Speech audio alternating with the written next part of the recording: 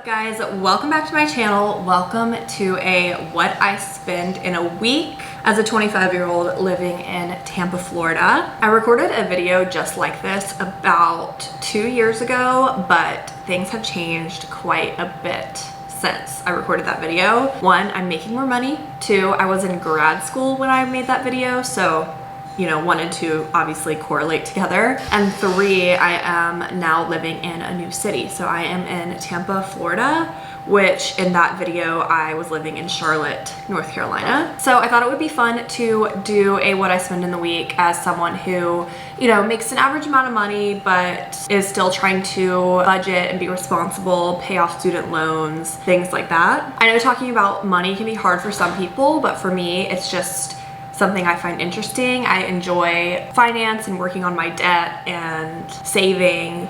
So for me, talking about it really isn't a big deal. And I feel like we need more transparency on the internet anyway. There are some things that I leave off the internet, but what I spend in the week, I think is just a fun video to make. I was trying to look up cost of living of Tampa compared to the national average. And I swear every website that I see has a different statistic.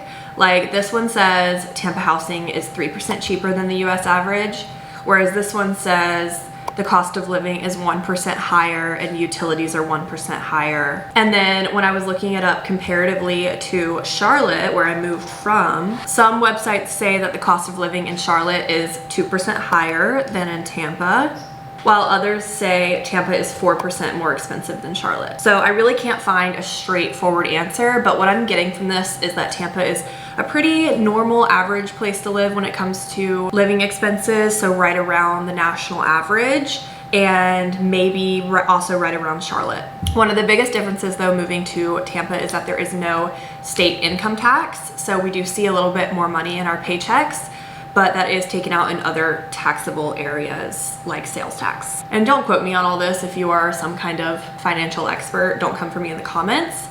This is just my very basic 20-something-year-old understanding of taxes, income, things like that. So the first thing I want to go over is my fixed expenses, because I don't pay these like on a Monday through Sunday type of deal. I pay it once a month. But if we want to break it down into a weekly situation, that makes our weekly spending a little bit more accurate. So I broke down my bills. Okay, so for 1 month of bills, I spent $2,030 this past month. I tracked every bill. They all vary a little bit each month, but that's about normal. So that includes my energy bill, my rent, Spotify, car insurance, my student loan payment, my phone bill, my iCloud, my pet insurance, and our water bill. So just to live, rent, pay my bills, I'm spending a little bit over $2,000 a month. That doesn't include food, activities, workouts, anything like that. Just to have a roof over my head and have a phone, have a car, I'm spending a little bit over $2,000 a month.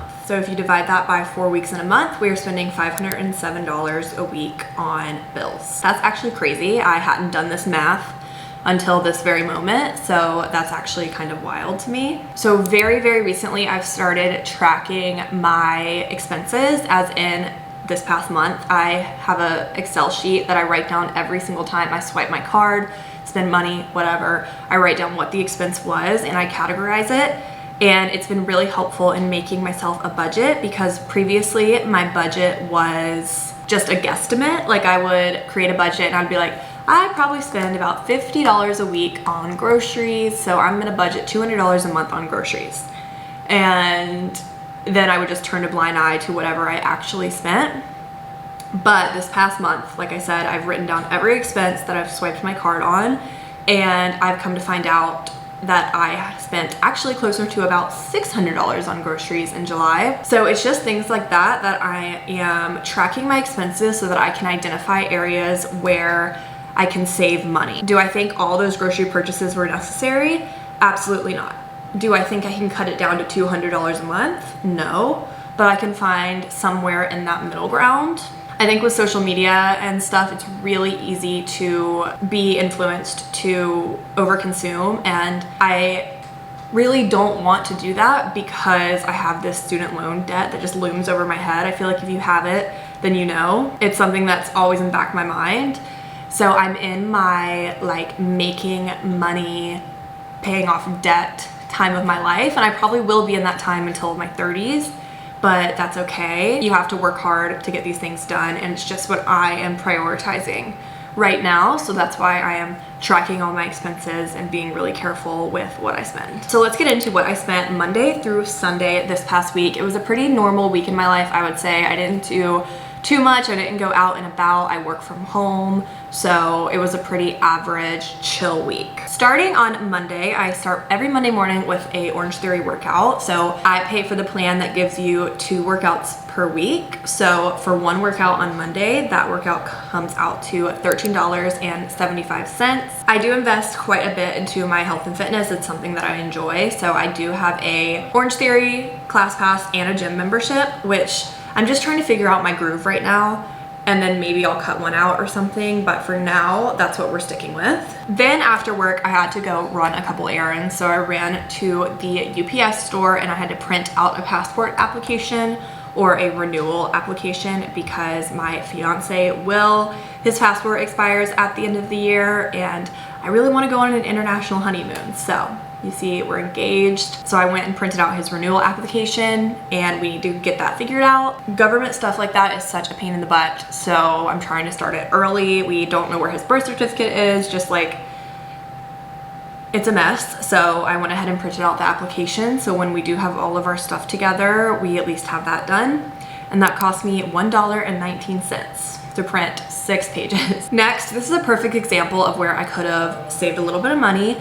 I went to Publix and I bought $58.96 worth of groceries, but what I bought was stuff to host The Bachelor. So I bought 2 different cheeses, some meats, a baguette, some tomatoes, cookies, and I definitely didn't need all of that. I probably could have left out the cookies, I probably could have left out the bruschetta and just done some cheese and meat. So that's a really good example of overspending. I went in there and I got excited and I bought more than I really should have. So that bill, in an ideal world, could probably have been about half. But that's it for Monday. Had a super normal work from home day with a little bachelor night, which ended up costing me a little bit more than I expected. So on Tuesday, I'm proud to say I didn't spend a dime. I just worked from home and I went to a Pilates class, but it was free because it was a studio where they do your first class free.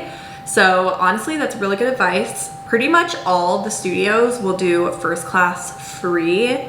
So it's a great way to try out different studios and get in a free workout here and there. So then on Wednesday, I did spend a little bit of money. First, I spent $19.22 on Amazon for some fabric paint because me and some of my friends were doing a girls' night on Friday where we're painting tote bags. So one girl got the tote bags, one girl got the wine, and I got the paint. So was this a necessary expense for me? Yeah, it was, because I love being social and doing stuff like that. And I think we split it out really well. So that was like my Friday night activity. I just spent the money on a Wednesday. After work on Wednesday, I did go to the gym, which I pay for monthly, but dividing it by 4, we can say what I spend per week. So to go to the gym all week, I pay $7.50 per week for that membership. And then lastly, again, this is kind of a planning in advance social activity situation, but I ended up paying $64.87 for a boat day. We're doing it next weekend, but I did go ahead and book it for everybody. And for 12 people, it was about $65 per person. That includes a captain, so none of us have to drive or anything. Super excited about that, and just another good, wholesome activity to do with friends. And in the long run, stuff like this, in my opinion, saves me money, because when you're doing just fun girls' nights in or boat days or whatever, that's a lot less spending money at restaurants, bars, etc. And it's just more wholesome fun. Then on Thursday, again, I did not spend any money. My pet insurance did come out of my account, but we already included that in our total bills for the month, the $2,000. So Thursday, I did not spend any money. Friday, again, I started my day with an Orange Theory class. So if we break it out for each class, I ended up paying $13.75 for that class. Then I had a friend's birthday coming up, and one thing about me is everyone gets a birthday gift. I love getting my friends gifts, and I try to prioritize it as best I can.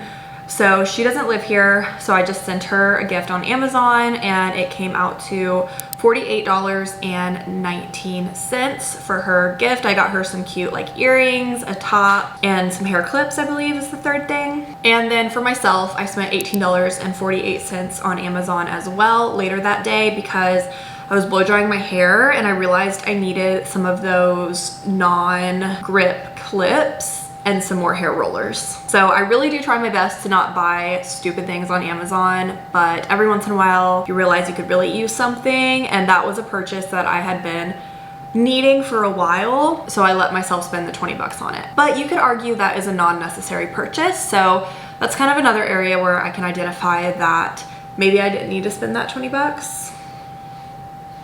I kind of feel like I did, but you know, if I really needed to cut some corners, I could cut it there. Then comes the weekend, which tends to be some of the higher spend times. On Saturday, we woke up in the morning and went and played pickleball for a couple hours, and I was so hungry. It was so hot after that. So on our way home, we stopped by Publix and I picked up a pub sub and a couple other snacky things that we needed. So I ended up spending $22 at Publix. Then for ClassPass, this is what I do a lot of my Pilates and yoga classes through. I ended up re-signing up and they were giving me 14 days for $5. So I spent $5 on 14 days of ClassPass. And then going forward, I think it'll be 60 bucks a month, but this month I only paid the $5. Then at Saturday night, we did end up going out. It was kind of a bust of a night. We didn't do too much. So we ended up going to a place called Gin and Joint, I believe.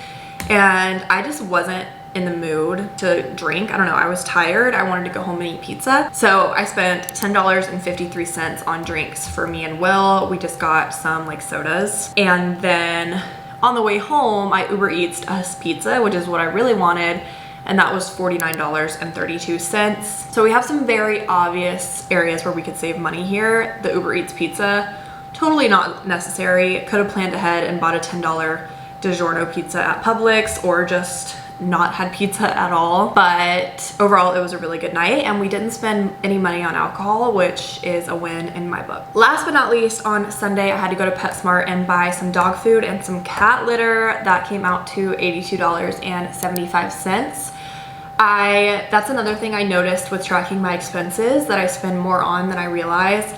I was only budgeting about $150 a month for dog food, but I do spend more than that because he's on a special prescription diet because he has tummy issues. So I really spend closer to like $250 a month. I really do suggest going through and tracking your expenses each month because it just shows you where you're spending more than you realized and where you could cut costs a little bit. So that brings our weekly grand total to $996.91. I don't know if that's good. I don't know if that's bad. Again, that includes my fixed expenses split into a week. So again, rent, electric, water, car insurance, pet insurance, all the other stuff I listed, that includes that. So for me to live, eat, do whatever, it comes out to $996.91. Little disclaimer, I do want to say I live with my partner and we split a lot of expenses. So we obviously split our rent,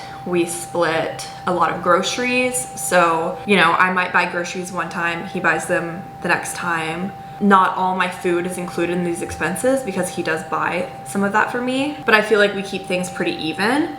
We're pretty fair. We're not like, you owe me this, you owe me that. We just kind of take turns putting our cards down kind of situation. But honestly, I think this was a good week on my part. I don't think I overspent too much, but it was nice to track it and identify areas where I could definitely save money. I feel like looking at this, I probably could have saved maybe about $100 of unnecessary expenses here. So it's not that much money, but you know, it's enough that could go on your student loans or something. I hope you guys enjoyed this video. Let me know if you want to see some more stuff like this as I continue to track my spending, because I'm definitely gonna keep doing it because it holds me accountable. So if you guys want me to sit down and film, I could even do a what I spend in a month. That could be a fun video since I'm literally tracking every single expense. Let me know if you wanna see something like that, and I will see you guys so very soon in my next video. Bye guys.